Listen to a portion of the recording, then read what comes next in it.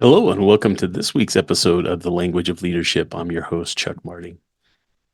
It's interesting how you come across times in your career as a leader where you experience so many different types of feelings, different types of situations, and things that bring perspective into your leadership. One of the things that been experiencing lately, like within the last couple weeks, more now than I ever have in times that I can remember, is the toxicity of individuals. And I'm going to go into a little bit about that this week and talk about it because it's not something that you hear a lot of people talk about. You see people get upset, you see people handle those situations in certain ways. And I've seen people handle it where it made me very uncomfortable being present during that situation and having to take a mental note to myself as to not ever being like that or ways to avoid situations like that or sitting there and watching how that type of reaction was taken by those that were there with the leader. And I think a lot of that comes from having been in law enforcement that you kind of take in the situation. A lot of times you do a lot of listening, and I found success in my career, and I have found that the same thing with my leadership and in learning from other leaders, and that is in listening and keeping my mouth shut. A lot of times it's hard for us because everyone wants to be recognized. Everybody wants other people to acknowledge them, to find the things that they're wanting to talk about as meaningful and impactful. And sometimes it's just not knowing how to bring that about and allowing people to take that situation in. I remember being in a situation where I was listening to somebody who was complaining about the other individual. They were going on and on about all the things that this person had done wrong and how they were worthless, how they just couldn't be around that person anymore, and had called us because they wanted us to make this person leave.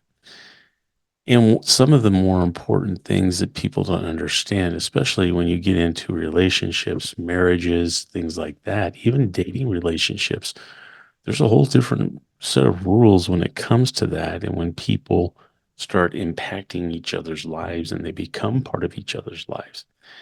And so in this situation, listening to this individual, we had to explain to them that we weren't able to just grab this person and make them leave, that they had the best situation right then for them to try and deal with this.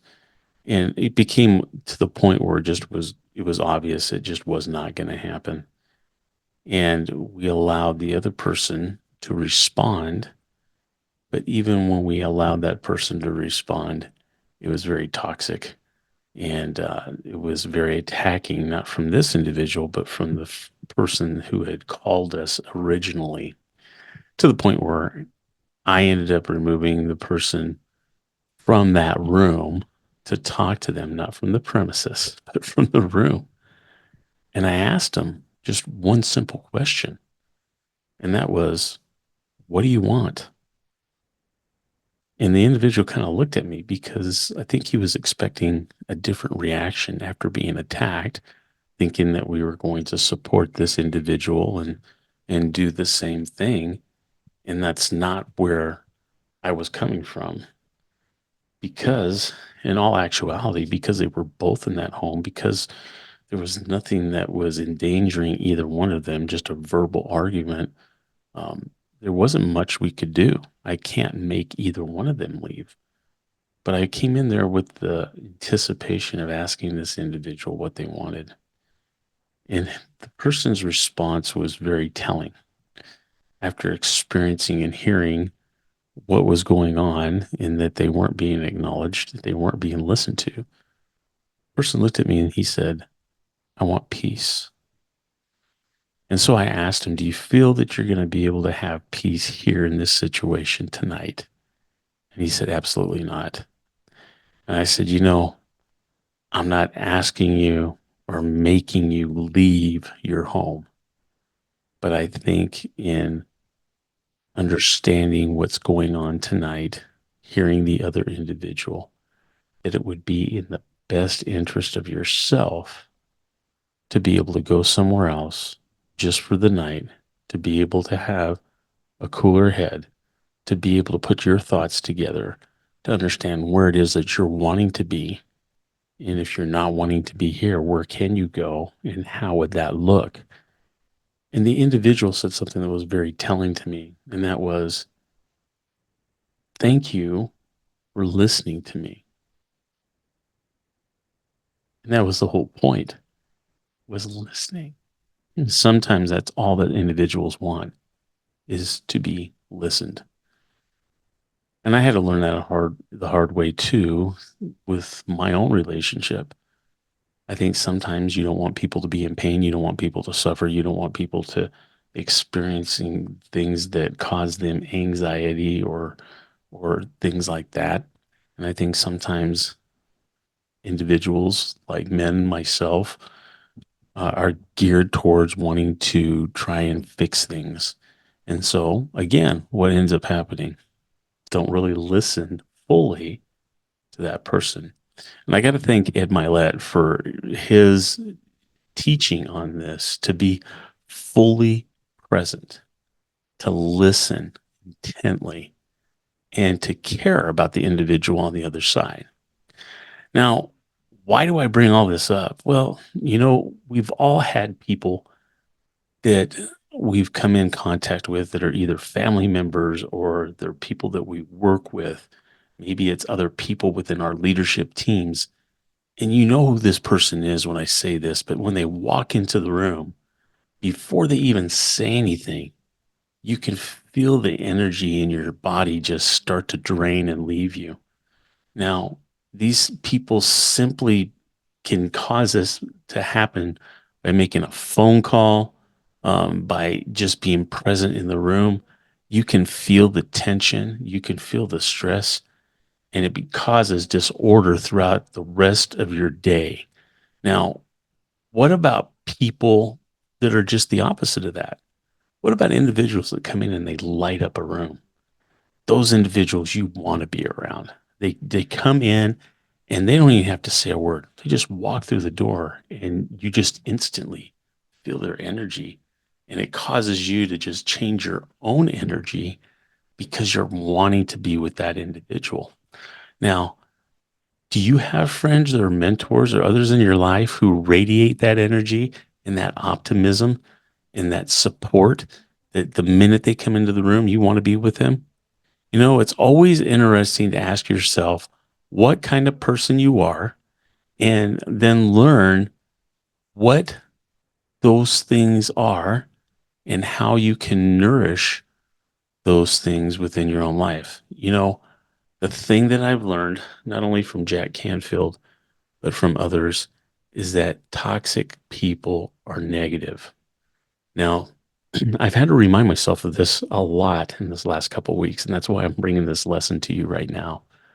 Um, those type of people are dream stealers, and they don't know they're half the time they don't even know they're doing that to you. Um, these individuals dissuade us from our goals. They keep us from wanting to achieve excellence. They're not encouraging. They're not supportive, and they're not helpful. And they tell us that a lot of times they even tell us that we're not worthy. And they're constantly trying to bring us down to their level or to be as miserable as some people would say as they are. But in contrast, when those people that come into the room and just brighten it up, they're nurturing. That's why you want to be around them. They're very empowering. They are inspiring. They're encouraging. They're supportive. They are proactive and they're helpful. Or those type of people, they believe in you. They applaud you. They're positivity thinkers. I had to think about that one. They're fun to be around. and they f- they give you that feeling that you deserve to be in their presence, and you succeed even more so after being around those individuals. When I just got back from the conference that I was at, the Endesa conference in Hershey, Pennsylvania, there were several very impactful and meaningful conversations that I had with individuals that were there. Was able to share some things with them, and they also shared things with me. And what was really telling for me is that I sought those people out, and then I had individuals that sought me out, and it made me feel even more important and valued for the things that I brought to the table. And I got to tell you, I think half of this is recognizing the individual that you're wanting to be around and those that you don't. And how do you handle yourself? We had banquets, we had a very large amount of individuals that were at this conference. We had more people at this conference than we've had in the previous year. And there were some individuals that to tell you the truth, I really didn't want to be around. But I also didn't want to display that I didn't really want to be around them because in what I've learned and what I've been taught about leadership, that isn't fair to that individual, especially if they haven't done anything to you. That you need to give them the respect and the attention that they are coming to you wanting. You never know what the situation may be. It may be something that you say at that particular moment in time that's going to change that individual's thinking, the trajectory that they're on, or even a decision that could have been very detrimental to them had they not had that opportunity to talk to you. You know, I feel that when you learn how to actively listen to individuals and show that you care, and that was one of the things that I explained to people when they came to me. And I had several people come to me, and I had people ask me about this in a couple of the classes that I taught. And that was, how do you get people to admit things? And specifically, we were talking about people that are cheating in the workplace, whether it's cheating on their drug test or cheating the process. It angers a lot of us. And I guess it's because we feel that that individual is getting away with it, not fully seeing the whole picture, only seeing that segment of what we're experiencing with that individual. And I understand. I've been there. I've done that. I'm sure that I've caused some angst with a lot of people as well. But, you have to be able to recognize that. And I think when I have talked to people and they said, how do you get people to change? How do you get people to admit to it? Because one of the things that I've been able to show people time and time again is that when we've had people that have been cheating on their drug testing or they end up um, being caught, is having that person admit it to you and then give you what they brought into the facility to cheat with. And I've been very successful in not only being able to accomplish that myself, but also teaching other people that are on my team how to do that as well. And the way it's done is through listening and communicating. But there's one other thing, and that is caring. And one of the things that I explain to them is whether or not you care for the individual that you're in the presence of or not, you need to pretend that you care. And the act of pretending that you care will change your physiology. It changes the way that you present yourself to that individual, and they will feel it regardless of whether it's sincere or not. If you portray that caring, even if it's just sincerely listening to somebody, they're going to feel that. And they may even thank you at the end of that conversation, like I've had many individuals do with me. Now, I'm not saying that every conversation that I've ever had has not been meaningful or impactful or was a conversation I wanted to be involved in. But there are times, and that's those toxic individuals that we're talking about. Visionary leaders, the path to your greatness begins here. Introducing the Alliance Mastermind Group, a sanctuary designed to amplify your leadership potential and turn your dreams into achievements. Inspired by the mastermind philosophy of Napoleon Hill, imagine a dynamic circle of tenacious minds, all committed to helping you reach your goals. In the Alliance Mastermind Group, leadership isn't just a title, it's an active journey towards the realization of your vision. You know, throughout history, mastermind groups have propelled leaders to new heights. Now, we're extending an invitation for you to experience this transformational power. At the Alliance Mastermind Group, leadership isn't just a concept, it's a dedication to each member's success. Our unique approach includes expert training sessions tailored to amplify your leadership skills. Now, this isn't just a group. It's like having your own executive board invested in your progress and your success. Imagine having a team where every member is genuinely interested in seeing your achievements and your goals reached. Or are you ready to take the first step? Apply now using the link in the description of this video and secure your place among the 10 leaders destined to be extraordinary in their success. The Alliance Mastermind Group, where leadership dreams take flight. Your vision, our commitment. Apply now.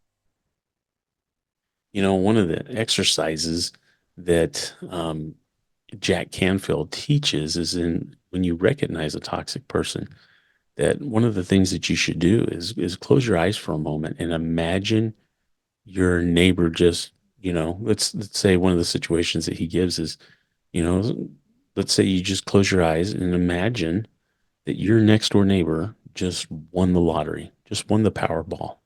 Okay. Not a little jackpot, but, millions of dollars for the rest of their life. How do you feel about that? I think that a lot of people would say, you know, why them? Why did he win it or she win it? You start looking inward as to, well, why would they win it? Why couldn't I have won it? And sometimes we have that attitude. And I think it's sometimes the same attitude that we experience when we're having conversations with individuals. And unfortunately, that negative reaction to that incident is not too different from what we experience in our own lives. You know, sometimes toxic people are actually addicted to their negativity. Sometimes you see that, and I saw that in law enforcement, and I saw that even in experiences with my own family, having a family member that it was always very chaotic. It was always drama, and it wasn't good drama. It was bad. There was always those things. And one of those things is I remember having a conversation with my brother, and even my mom, and them asking, why does this person do that? And I had to explain to them that even negative behavior is attention that they're receiving because they're being around you, regardless of whether it's negative or positive. They're getting a reaction from you. They're getting attention from you. And that's why that individual acts like that, because they've learned by doing those things, that's how they get attention. And it's the same thing within the workplace. You're going to have certain individuals that are on your team that are very needy, some that are very clingy, some that are individuals that you can give them a task and they're going to run with it and they're going to get it done. And it's learning how to communicate with those individuals and understanding and recognizing which one of those individuals can be very toxic to your team. And I think that understanding how to communicate is going to help alleviate a lot of that. And if you do that in front of your team, they're going to be able to see that. They're going to pick up on that because look, they got to work with this individual too. And when they see the things that you're doing with them that work, then they're going to try it. And then you're going to start having some harmony within your own team because that voice of communication begins. Now, this is going to happen with everybody. Of course not. There's going to be some people, they're going to be bound and determined to do it their way. And it's kind of like the old saying, when you're doing the same thing over and over and you get the same result, you know, what are you doing? Why are you doing this? Just getting the same result over and over again. Shouldn't you change it? Shouldn't you try and get the reaction that you're trying to get? You got to change that behavior somewhere. So we have talked about um, Ed Mylett talking about the effective way to communicate and to listen to people. And I'll have that posted again, that video of him. And I've kind of adopted a term that he has that I really, really like. And I am not going to go into detail on this term, but I'm going to tell you what it is because I want you to listen to Ed Mylett teach you about this term because it's very unusual. And I had never heard it before, but it also changes the way that you feel when you respond this way. And it's also a very good talking point to be able to have with somebody to explain to them what you mean by that. And then watching their reaction, you start seeing the gears in their head start moving, that they're thinking and they're taking in what you're saying. And you're going to see some head nods and you're going to see people agree with you. And it's going to be powerful. And that term that he says that I love is blissful dissatisfaction. Okay. When he says, when somebody comes up to you and they ask you how you're doing, you say that I'm blissfully dissatisfied. It sounds very weird, but when you listen to Ed Mylett explain what it is, you're going to love it and you'll agree with it. And I think as a leader, you will pick up on that and internalize that and then incorporate that into your leadership and in the way that you're talking to your team, you're going to see some changes with your team members. Now, there's also the time that we spend with those individuals. We choose how much time we give those individuals. You choose if that person is very toxic, how much time you're going to give to them if they're not going to do that and they're just going to suck the life right out of you. You need to determine who those toxic people are in your life. And one of the things that Jack Canfield did that was pretty powerful, and I would encourage you to do the same, is to make a list. And this would be a list as to who would you rather spend time with? You're going to list the people you spend time with on a regular basis, okay, from family members to friends to coworkers to team members. And then what you're going to do is once you've written that list, you're going to review the names and you're going to be putting pluses and minuses next to those names. Okay. And those plus and minus are going to mean the minus is next to those people who are toxic. And the plus sign is next to those who are nurturing or encouraging. Your goal is to be able to identify that and then understand who are those people that you should be spending the most time with and who you should be avoiding and not necessarily giving them as much of your time as you have in the past because of the way they make you react and how they make you feel. I will include that form on here, just the outline that Jack Canfield gave from that, because that is a very powerful exercise. And I think that when you go through and do it, it's going to be very powerful for you. One of the examples that he was given was he avoided being around his mom. She was an alcoholic at the time and just drained him and made him feel very inferior. And he was getting beat up by her verbally and mentally. And he made a decision because a lot of that was because she was drinking and things like that. And he decided that it was done. And when his mom asked him, "Why aren't you coming around?" he had to explain to her why. And so that I can't be around you and why he couldn't be around her. Now, that's a very hard and powerful thing to do, to be able to acknowledge that and to be able to tell somebody that. Now, whether they're going to accept it or not, it's totally up to them. But that goes back to another lesson that we've had here on the language of leadership, and that's 100% accountability for the things that you do and the things that you say in your life. So, keep that in mind.